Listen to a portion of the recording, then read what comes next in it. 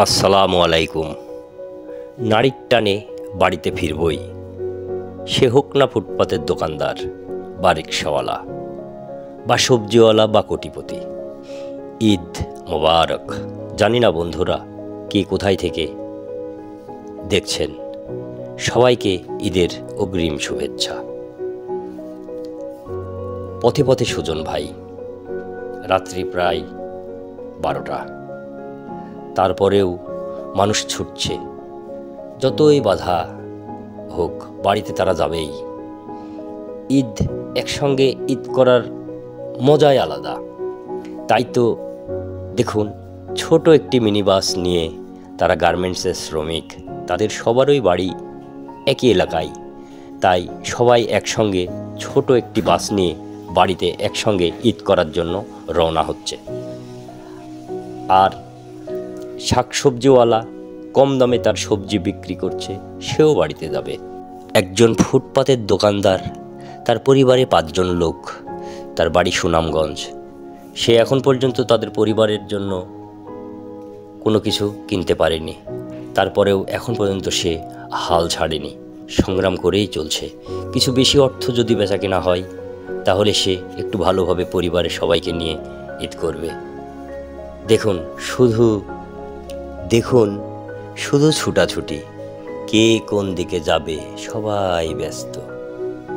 এদিকে আরেকজন রিক্সাওয়ালা মামা, তার বাড়ি গোপালগঞ্জ। সে এখন পর্যন্ত বাড়িতে যাবার মতো অর্থ উপার্জন করতে পারেনি। সে চেষ্টা করছে সারা রাত রিক্সা চালিয়ে সকালে রওনা দেওয়ার জন্য, যদি খোদা তাআলা চায়। এদের পাশে দাঁড়ানোর মতো কি আর কেউ নেই? সবজিওয়ালা মামা কম দামে সবজি বিক্রি ব্যস্ত। এই রাতেই শেষ করবে তার সব সবজি, কারণ সেও বাড়িতে যাবে। দেখুন সবাই ব্যস্ত, সে হোক না গরিব, হোক না বড় লোক, সেও বাড়িতে যাবে। শুধু ছুটছে আর ছুটছে মানুষ, শুধু ছুটছে আর ছুটছে। এদিকে যানবাহন, আরেকদিকে দোকানদার, সবাই একটাই উদ্দেশ্য, বাড়িতে যাবে। আর একটাই তো রাত, এই রাত পেরিয়ে গেলে আর একদিন মাত্র ঈদ। তাই সবার চোখ সামনের দিকে, বাড়িতে কখন যাব। শুধু মানুষ। আর এই রাতেই দেখুন ফ্রিজ বিক্রির হিড়িক লেগে গেছে। আর ওইদিকে ফুটপাতের দোকানি, সবজিওয়ালা, রিক্সাওয়ালা, তারা কিছু টাকার আশায় এই রাতে এই ঢাকা শহরে পড়ে আছে।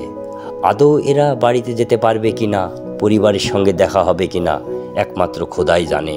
আল্লাহ তুমি এদের আশা পূর্ণ করো। ধন্যবাদ। আজকে আমার ভিডিওটি এ পর্যন্ত শেষ করি, পরে আবার অন্য ভিডিওতে দেখা হবে। যদি আপনাদের সহযোগিতা বা ভালো লেগে থাকে বা উৎসাহ দেন। আসসালামু আলাইকুম।